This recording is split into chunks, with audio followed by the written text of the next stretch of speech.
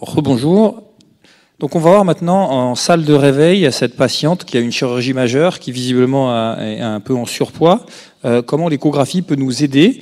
Alors bien sûr, au cas où elle fasse une détresse respiratoire, on peut revoir ensemble l'algorithme, mais aussi et surtout, comment on peut faire maintenant de la médecine personnalisée vraiment en post-opératoire pour les patients de chirurgie lourde.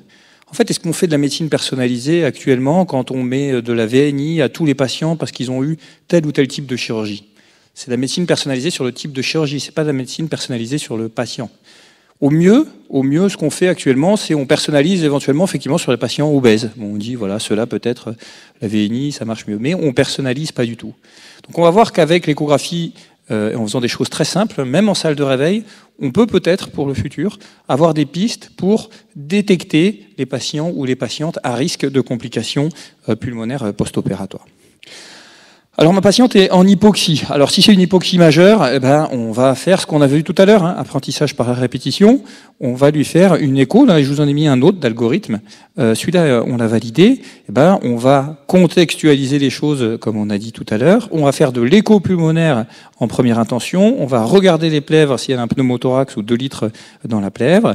Et si ce n'est pas le cas, on va regarder le parenchyme pulmonaire. Si elle a des lignes B bilatérales antérieures symétriques, elle a de l'œdème, peut-être qu'on l'a trop rempli en PEROP, donc on regardera éventuellement l'écho cardiaque. On appellera Laurent Muller pour qu'il nous fasse l'écho cardiaque et les pressions de remplissage.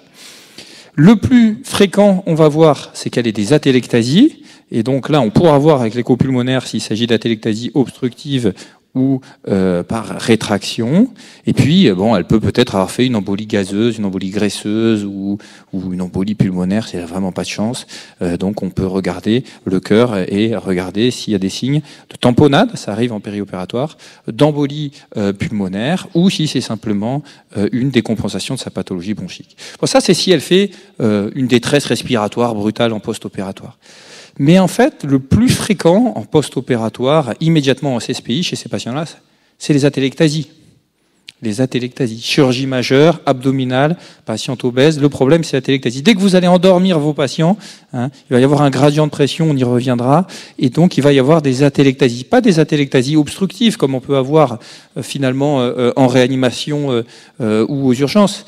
Des atélectasies non obstructives, principalement par compression, et une fois qu'il y a l'atélectasie et qu'il n'y a plus de surfactant en contact, il y a une dégradation, une destruction de la barrière alvéolo-capillaire, arrivée de processus de l'inflammation, de marqueurs de l'inflammation, qui vont détruire tout ce qui se passe un peu dans le poumon.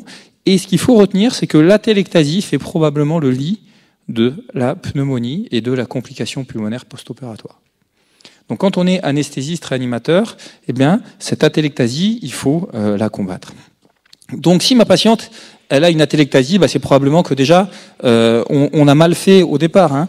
On n'a probablement pas préoxygéné demi-assise comme il faut faire, pas préoxygéné avec de la VNI. On n'a probablement pas fait de manœuvre de recrutement.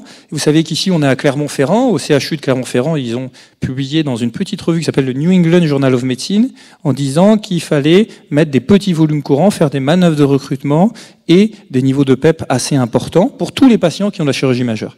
Donc c'est une étude extraordinaire, mais encore une fois, on est dans le type de chirurgie. Voilà, le type de chirurgie. Donc maintenant, pour avancer encore plus, peut-être qu'il faut individualiser les choses, même en périopératoire. Hein, même en périopératoire, peut-être qu'il y a des études qui commencent à sortir. Certains mettent de l'impédance-métrie. C'est le futur. Hein, je vous dis pas de mettre de l'impédance-métrie à vos patients en bloc opératoire. Le futur, ça va être de, peut-être, avec un appareil ultraportatif, de regarder si mon patient qui a une chirurgie vraiment majeure, qui est obèse, qui a risque de faire des atélectasies, de regarder s'il désature, de regarder s'il dérecrute avec une écho pulmonaire au niveau des bases, et peut-être qu'on peut mieux individualiser notre prise en charge per et post-opératoire, c'est ce qui est dit dans cette étude, per et post-opératoire des atélectasies post-opératoires. Donc une patiente en surpoids, qui a une chirurgie majeure, il va y avoir en per-anesthésie un gradient antéro-postérieur et crânio-caudal qui va faire que les poumons vont, en quelques minutes, s'atélectasier. Et avec l'écho pulmonaire, on en a parlé tout à l'heure, on a finalement la possibilité de regarder le degré d'aération du poumon et bien évidemment, on regardera plutôt au niveau des zones postérieur, un poumon très aéré, un poumon moyennement aéré, ou un poumon qui n'est plus du tout aéré. Et notre patiente, elle a ça, elle a cette image-là, elle a une consolidation alvéolaire, une hépatisation du poumon. Et avec l'écho, on va pouvoir voir toutes ces complications pulmonaires. Je vous ai montré tout à l'heure que l'écho pulmonaire était supérieur à la radio en réanimation, aux urgences, etc., pour les grands diagnostics du problème parenchymateux ou de problèmes pleuraux. Pour la détection des complications pulmonaires post-opératoires, c'est la même chose. Ça commence maintenant à être publié. On détecte mieux avec l'écho qu'avec la radio les complications pulmonaires post-opératoires. On les détecte plus précocement. La téléctasie, on va la détecter donc plus vite avec l'écho, on va pouvoir la quantifier en mesurant son nerf, même si on ne le fait pas souvent, et on va pouvoir voir un peu son mécanisme. Quand vous voyez ça, les petits points blancs que vous voyez bouger là, ce sont des bronchogrammes. Les bronchogrammes, c'est un mélange d'air et de sécrétion dans les bronches, et ce bronchogramme, il peut être statique ou dynamique. Là, vous avez tous compris qu'il était plutôt dynamique. S'il est dynamique, ça veut dire que c'est pas une cacahuète ou un glavio qui a bouché la bronche. Ça veut dire que l'aération a été perdue, mais par phénomène de rétraction. Donc on voit bien qu'on est dans une atélectasie non obstructive. Et ça, Daniel Lichtenstein, qui a eu sa chanson l'année dernière, l'avait bien montré. Donc nous, dans notre salle de réveil, si on a le temps, si on a un appareil ultraportatif, dans l'avenir, peut-être que les patients qui ont des chirurgies majeures, qui ont des terrains très très à risque, peut-être qu'on leur fera en quelques secondes, j'insiste, si on a un appareil dans la poche, c'est quelques secondes, juste regarder ici en postérieur, s'ils ont des épanchements pleuraux et des atélectasies. Alors pourquoi on ferait ça ? Nous, on l'a fait chez 327 patients après chirurgie majeure. On a regardé juste, alors nous, on avait fait toute l'écho, mais si on regarde juste là, on peut voir ceux qui ont des épanchements pleuraux, avec donc l'atélectasie au milieu, comme vous voyez sur l'image, ou les atélectasies seules. Et quand ils ont un épanchement pleuraux avec une atélectasie, c'est presque 7 fois plus de complications pulmonaires à J8. Donc, on est en salle de réveil, on regarde, il y a un épanchement pleural, ce patient-là, il a 7 fois plus de chances de faire une complication pulmonaire à J8. Quand il a juste une atélectasie, il a 2,2 fois plus de chances de faire des atélectasies à J8. Alors c'est peut-être parce qu'à Marseille, on est mauvais. Épanchement pleural, mortalité par 18. Consolidation, ventilation mécanique multipliée par 3. Donc il y a vraiment un problème. Alors on se dit, chez nous, il y a vraiment un problème. Ceux qui ont des épanchements pleuraux ou des consolidations, ils vont vraiment pas bien. Alors chez Belaïd Bouhemad à Dijon, c'est pareil, ils vont pas bien non plus. Lui, il a regardé en réanimation, en post-op, ceux qui avaient des consolidations ou pas. Vous voyez la ligne en pointillé, c'est ceux qui ont 2 consolidations. Ceux qui ont 2 consolidations, ils n'ont pas de bol. Ils ont plus besoin d'intubation, ils ont plus besoin de ventilation mécanique et ils ont une durée de séjour en réanimation plus élevée. Et quand on regarde juste leur score d'échographie pulmonaire, il prédit le besoin de ventilation mécanique prolongée.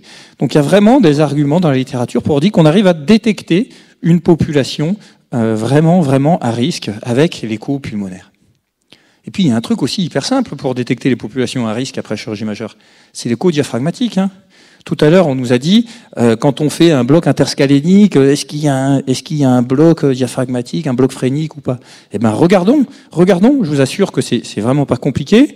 Si on fait l'excursion, parce qu'on peut aussi faire l'épaississement, ça c'est un peu plus compliqué et moins reproductible.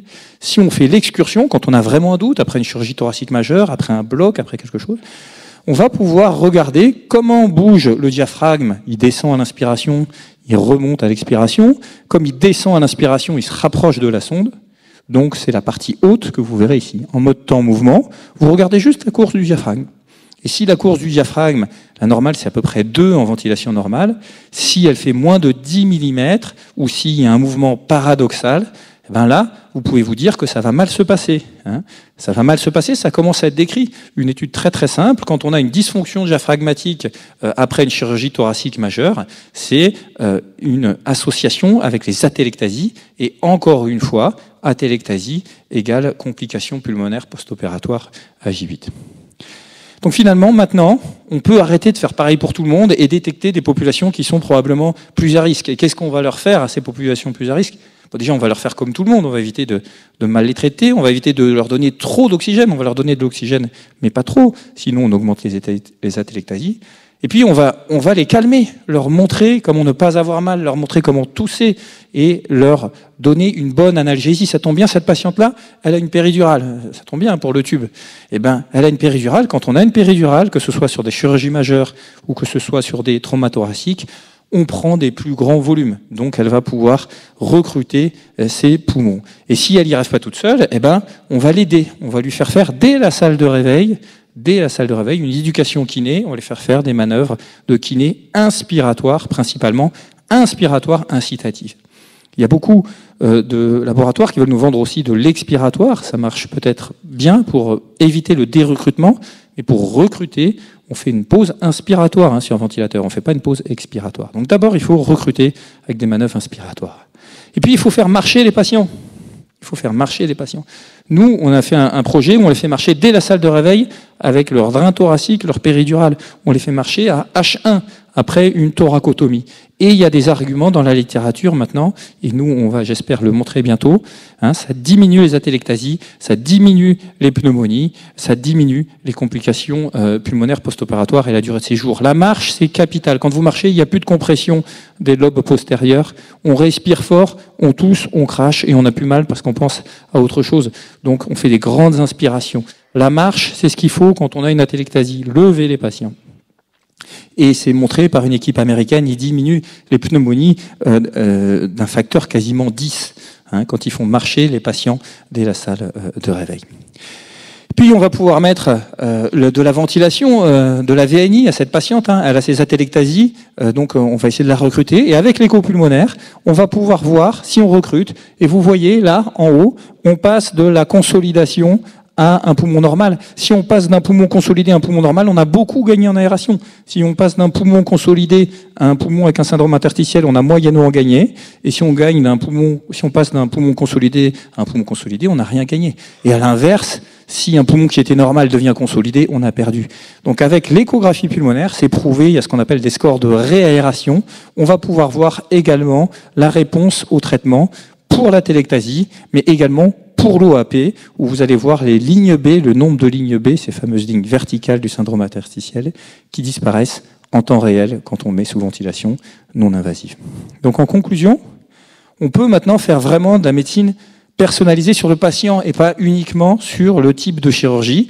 On peut détecter des patients qui sont des patients à risque et les traiter en fonction, avec de la kiné, de la VNI, en les orientant en réanimation. En tout cas, on peut détecter des patients à risque grâce aux consolidations, aux épanchements et à la dysfonction ou à la paralysie diaphragmatique. Et il y a des travaux qui vont venir dans le futur pour voir si ça sert à quelque chose de donner de la VNI et un traitement particulier sur des critères particuliers du patient et non plus sur des critères généraux de type de chirurgie. Je vous remercie beaucoup pour votre attention.